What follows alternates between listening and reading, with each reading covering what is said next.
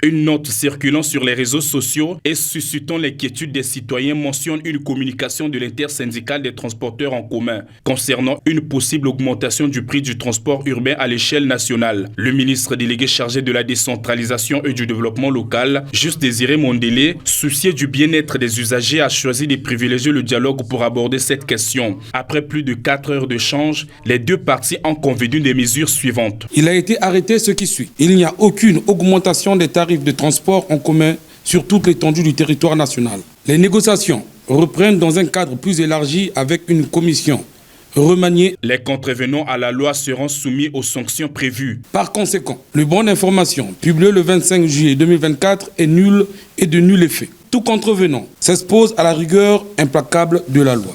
Juste Désiré Mondélé pense que le dialogue social reste le moyen de prédilection. Je voudrais, au nom de M. Anatole Koné-Makosso, Premier ministre chef du gouvernement, remercier l'intersyndicale des transporteurs en commun et tous les participants à cette séance de travail pour la qualité des interventions des uns et des autres. Et chacun a fait montre de patriotisme et privilégié le dialogue.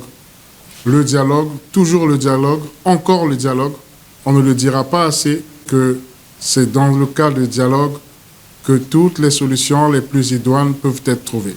Un cadre de concertation a été mis en place lors de ces échanges pour créer une commission de suivi dont les conclusions seront transmises au gouvernement en vue de prendre des mesures appropriées.